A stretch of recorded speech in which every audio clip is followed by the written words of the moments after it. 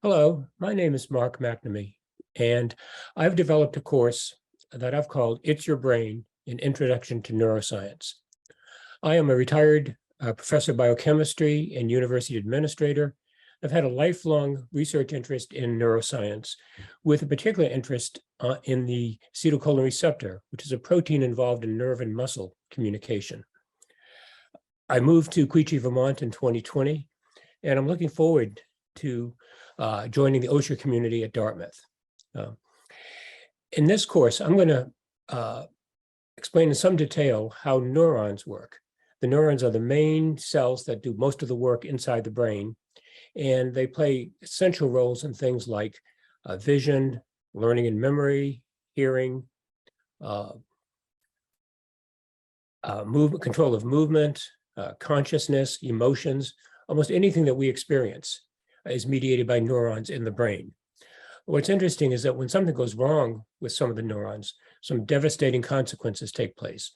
A number of diseases like Alzheimer's disease, Parkinson's disease, Lou Gehrig's disease, multiple sclerosis, schizophrenia, depression, and so on, result from very specific and quite understandable problems with what's happening in the neurons, which we will be talking about.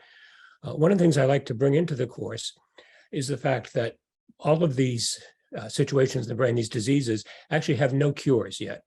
And some of the treatments are not ideal. Some of them are not very effective at all.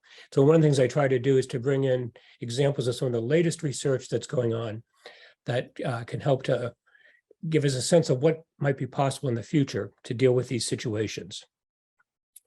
In this course, I really make an effort to make sure that it's accessible to non-scientists.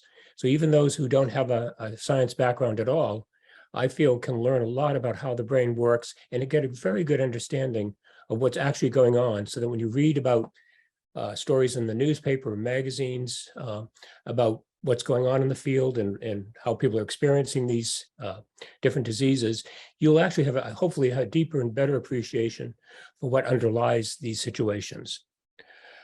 In organizing the course, I use a combination of lectures, PowerPoint presentations, demonstrations, class participation, and at all times I welcome questions and comments from the students in the class. So I'm really looking forward to teaching the course.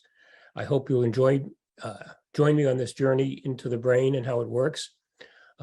As one of my former colleagues used to say, in fact, he was at Dartmouth at one point, he used to say, it's your brain, don't leave home without it. Thank you.